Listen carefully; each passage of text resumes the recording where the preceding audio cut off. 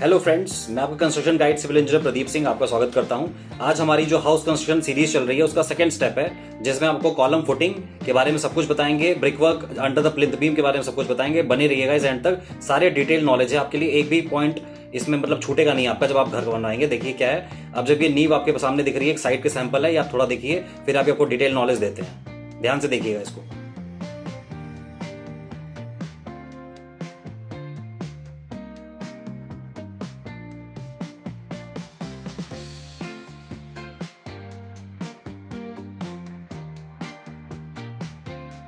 ये देखिए आप फुटिंग डिटेल समझिए। देखिए जो फुटिंग होती है हमारी वो मिनिमम मान लीजिए 3x3 तो होनी चाहिए, 3 फीट से 3 फीट, 1 मीटर से 1 मीटर होनी ही चाहिए। और डेप्थ देखिए ज़मीन में कितना अंदर जाना है, मिनिमम 4 फीट, और अगर कंस्ट्रक्शन आपका 2 स्टोरी 3 स्टोरी है तो 5 फीट 6 फीट जा जाता है।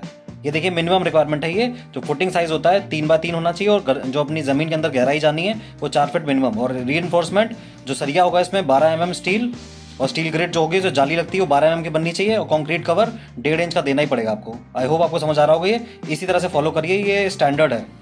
अब देखिए हमने आपको जो बताया, देखिए मिनिमम डेप्थ 4 फीट जाया जाता है, यहाँ पे सिर्फ 3 फीट गए हैं, ये गलत काम है।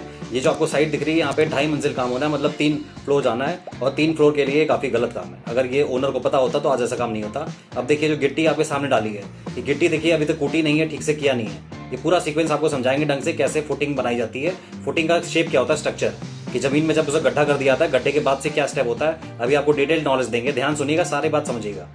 जो आपको दिख रही है साइड पे, ये सैंपल साइड आपके लिए दिख रही है कि आपको रियल आसपास कैसा काम दिखेगा और रियल नॉलेज कैसे काम कराते हैं वो ध्यान से देखिएगा।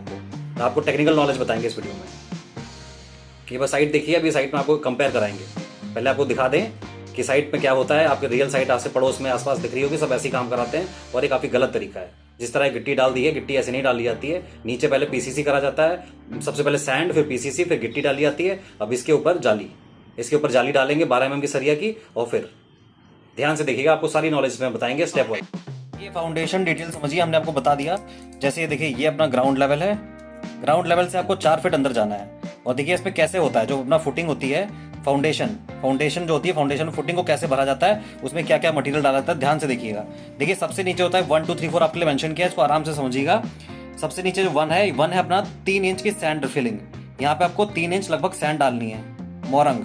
और उसके ऊपर देखिए 2 इंच, ये सेकंड है जो ये 4 inch PCC, plane cement concrete. Okay, ध्यान से देखिएगा। नीचे पहले आपको 3 इंच सैंड डालनी है, फिर उसके ऊपर पीसीसी चढ़नी है, और उसके ऊपर 1 फीट की आरसीसी फुटिंग होगी, और उसके ऊपर की स्टेप फुटिंग होगी आरसीसी की। 3 लेयर में काम होता है। आपको सीधे अपने ये आरसीसी के कॉलम का जो काम शुरू नहीं कर देना है। नीचे आपको पहले मोरंग डालनी है, फिर पीसीसी का काम करना है, फिर जाली डालनी है, और फिर कॉलम खड़ा करना है। आई होप आपको समझ आ गया होगा। और देखिए जो पीसीसी है, पीसीसी में जो गिट्टी होगी अपनी, ये 1.5 इंच वाली पड़नी चाहिए, और जो ग्रेड होगा M10 का कंक्रीट ग्रेड लगना चाहिए, और प्लेसमेंट ऑफ बार ग्रेड देखिए इसके ऊपर होगा। और जो कवर ब्लॉक होगा 2 इंच, और आरसीसी फुटिंग का जो होगा कंक्रीट वो होगा M20। आई होप आपको समझ आ गया होगा ये फाउंडेशन के बारे में, फाउंडेशन कैसे होती है, उसमें क्या क्या लेयर बिछाई जाती हैं, और क्या क्या उसकी सरिया रिक्वायरमेंट है। देखिए ये जो आपको दिखाया फुटिंग, ये देखिए आपके सामने, इसमें नीचे हल्की सी बालू डाली है, देखिए दिख रहा है आपको। ये इसमें देखिए आपके सामने ये जो हमने सीक्वेंस लिया है, इसमें आपको हल्का सा होल दिख रहा है। ये क्या है, एंटी टर्माइट के लिए। यहाँ पे दीमक थी, साइड पे काफी दीमक है, तो यहाँ पे जब अपनी प्लिंथ बीम बनवा लेंगे आप, उसके बाद जब बैक फिलिंग होगी तो कैसे एंटी टर्माइट ट्रीटमेंट करना आपको सब यही समझाएंगे।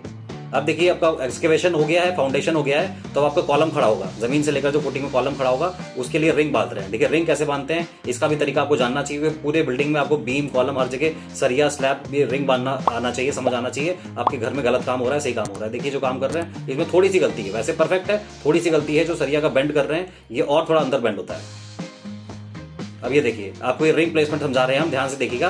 ये आपके सामने कॉलम है जिसमें 4 सरिया हैं, 1 2 3 4 से हमने आपको सरिया समझा रखी है। देखिए पहली सरिया पे जो बेंड आया है, इसके बाद देखिए दूसरी सरिया पे आएगा, उसके बाद देखिए तीसरी सरिया पे बेंड आएगा, और फिर देखिए चौथी पे आएगा।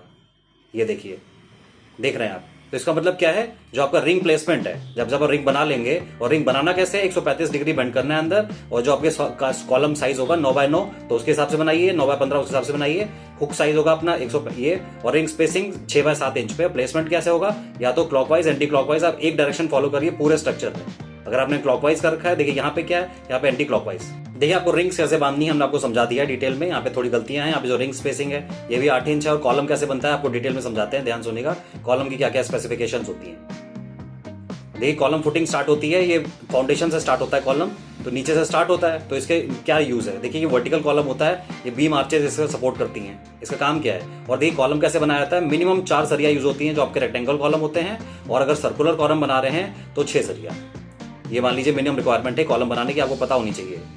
इसके बाद एक्स्ट्रा लोडिंग देनी है, एक्स्ट्रा आपको रिइंफोर्समेंट देनी, अलग बात है। देखिए क्या होता है। और दूसरा रूल 12 mm से कम आपको कॉलम में यूज नहीं करना, बिल्कुल यूज नहीं करना। कोई भी आपको सलाह दे 10 mm यूज कर लीजिए, खर्चा बच जाएगा, नहीं करना काम। और रिंग स्पेसिंग आपकी 6 इंच मिनिमम रहनी चाहिए, रहनी ही चाहिए। इसके ज़्यादा 8 इंच 9 इंच करेंगे कि खर्चा कम कर लें तो आपका ही घाटा है आखिरी में। इसीलिए 12 mm याद रखिएगा, बिल्कुल सरिया, सिंपल डिटेल्स है। 6 mm। और जो कॉलम साइज होगा, ये देखिए यहाँ पे गलती से 3x3 लिख दिया है, ये 9x9, मिनिमम साइज 9x9 होगा, ये आपको ध्यान रखना है। ये डिटेलिंग आपको पता होनी चाहिए। अब देखिए आपके सामने कॉलम है, हमने आपको बता दिया था कि पीसीसी करनी है, उसके ऊपर कैसे क्या करना है, सैंड फिलिंग पीसीसी, और उसके ऊपर अपना फुटिंग स्टार्ट करनी है। अब ये देखिए यहाँ पे फुटिंग हो गई है, फुटिंग होकर कॉलम हो गया है। और ये देखिए आपको ये गड्ढा दिख रहा होगा, ये एंटी टर्माइट यहाँ पे होगा ट्रीटमेंट। अब ये जो फुटिंग हो गई है, इसमें आपको सैंड डालनी चाहिए। ये जितना आपको देखिए स्पेसिंग दिख रही है, ये स्पेसिंग लोग नहीं करते हैं, मतलब भरते नहीं है इसको ढंग से, और बाद में सीपेज आती है, प्रॉब्लम होती है। तो इसको आपको डिटेल में भरना ढंग से। यहाँ पे आपको सैंड फिलिंग करनी है। सैंड में क्या होता है, दीमक पेनिट्रेट नहीं कर पाती है, सैंड की प्रॉपर्टी होती है। तो इसीलिए देखिए ब्रिकवर्क हो रहा है, ब्रिकवर्क के बारे में समझा देते हैं आपको। जो ब्रिकवर्क होता है, जो प्लिंथ बीम के नीचे, ध्यान सुनिएगा, उसमें क्या होता है, जैसे आपका ये ग्राउंड लेवल है। अब ग्राउंड लेवल के अंदर आप 1 फीट मिनिमम अंदर जाएंगे खुदाई करके। अब 1 फीट के बाद आपको ब्रिकवर्क स्टार्ट करना है। 1 फीट के अंदर से ब्रिकवर्क स्टार्ट करते करते आप प्लिंथ लेवल तक आएंगे। अब प्लिंथ लेवल तक आएंगे, उसके बाद आपको प्लिंथ बीम ढलेगी।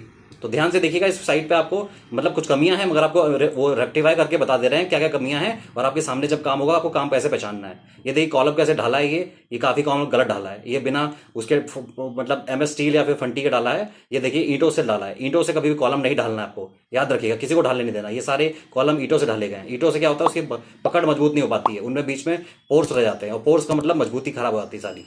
ये आपको ध्यान रखनी है। ये देखिए यहाँ पे पूरा ब्रिकवर्क होगा, इसके बाद ये पूरी ब्रिकवर्क एरिया में पूरा कंप्लीट होगा।